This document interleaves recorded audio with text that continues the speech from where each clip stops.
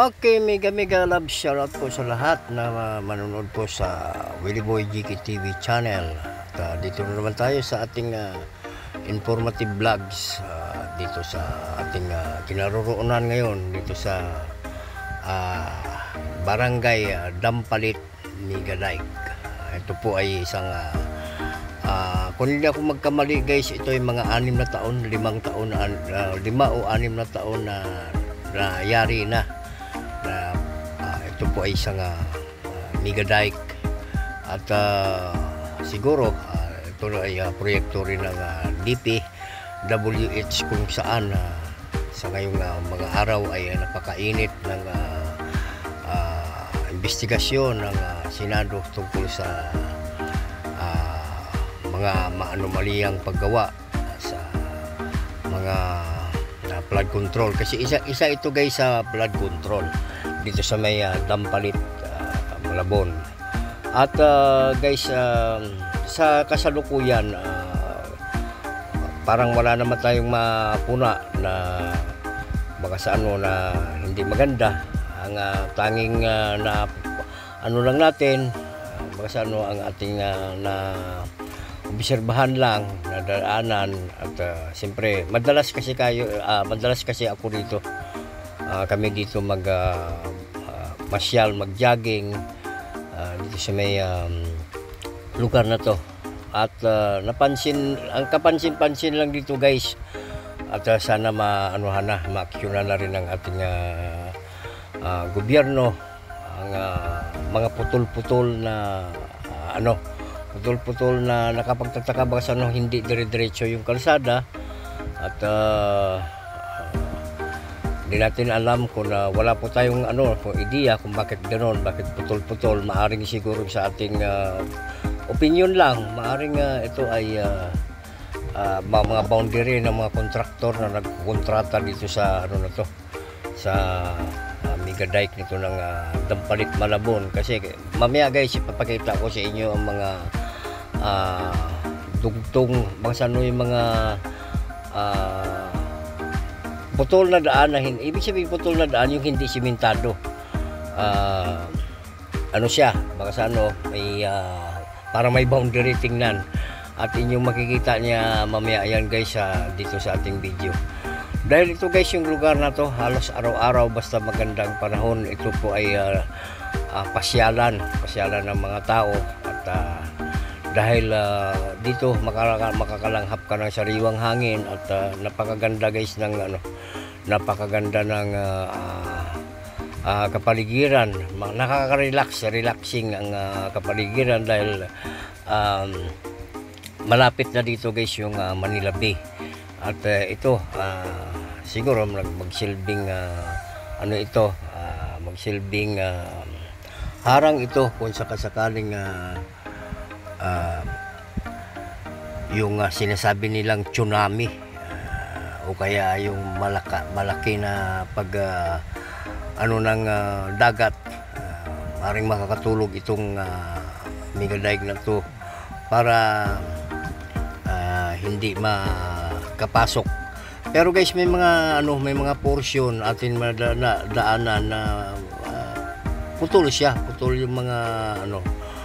yung mga diki na ginawa. Mamaya makita ko sa inyo, makikita nyo yan guys.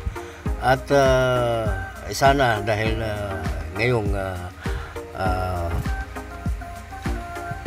panahon na to ay talagang medyo nagiging controversial ang mga proyekto ng DPWH. Sana ito ay mapansin din ito dahil ayan guys yung mga yung mga harang dyan sa gilid na yan, mukhang kalawangin na. Baka sa kung siguro mas lalo maganda niya kung halimbawa na ng bagong pintura para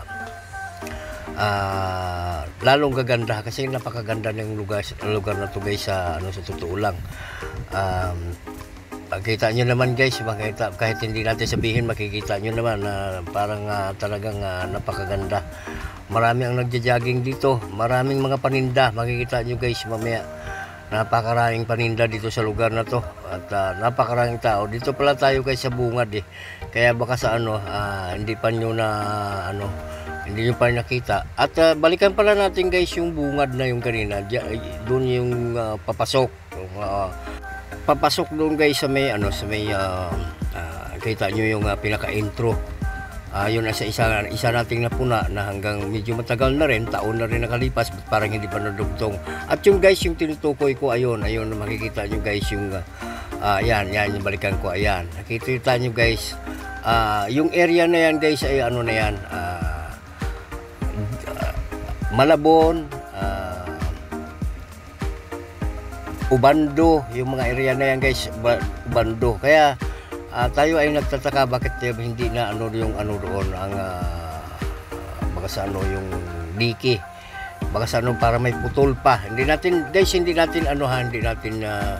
alam kung bakit ganoon. Ang atin lang napuna lang natin. At ayan guys, mukhang matibay naman yung mga sheet pile guys na harang dito sa may gawing ang kabila guys, yan ang gawing dagat. Yung dito sa may kanang bahagi, gawing dagat yan.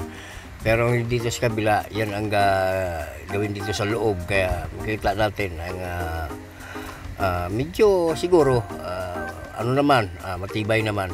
At yan guys, kita nyo napakaraing tao, napakaraing iba't ng uri ng paninda ang makikita nyo rito sa lugar na to. Nagiging pasyalan ito, nagiging parang siya. At kita nyo guys, akala nyo Divisoria.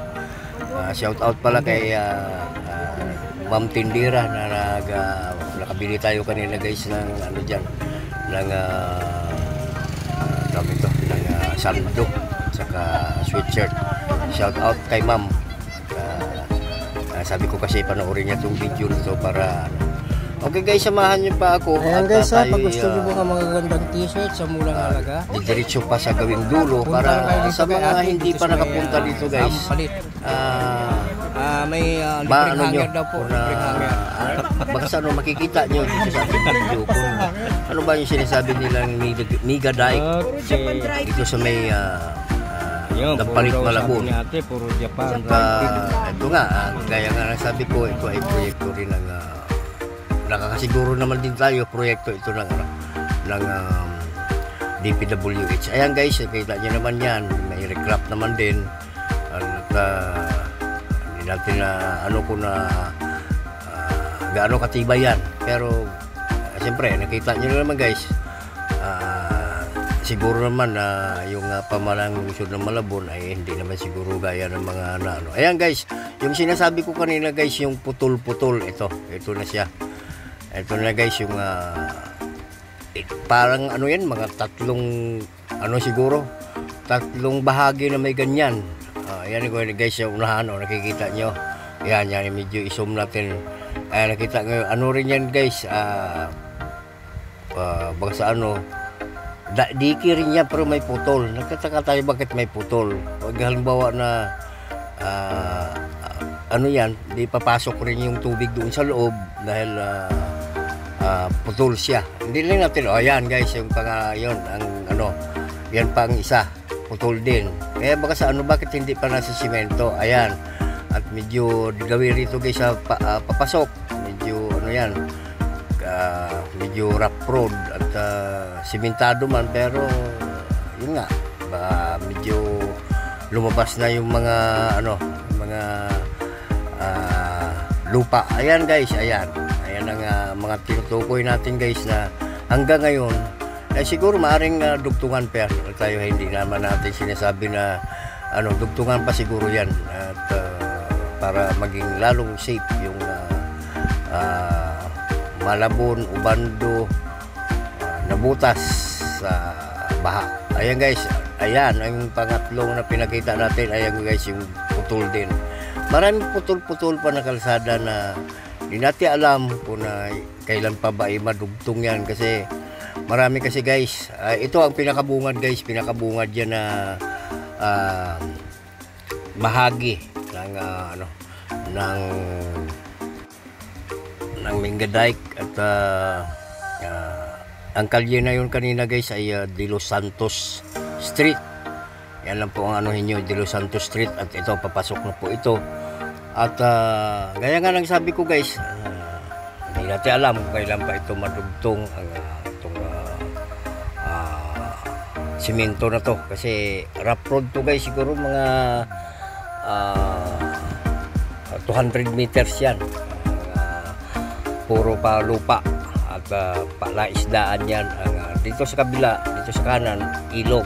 Dito sa kaliwa, puro palaisdaan yan. At guys, yan. Hindi po tayo nag-ano. Siguro naman, hindi naman po anuhin niya. Siguro gagawin naman din niya ng pero baka pa, kulang pa sa budget kasi medyo mahaba-haba pa na nagsimento yan. Okay guys, maraming salamat po sa inyong panonood. At gaya nga lang sinabi natin guys, hindi po tayo wala po tayong hangad na dito, kundi maipakita lang rin sa ating manonood na ito ay isang proyekto rin ng DPWH na kung saan sa ating pananaw hindi pa tapos. Kaya thank you very much po sa mga manonood at please subscribe po sa ating maliit na channel. Okay, thank you.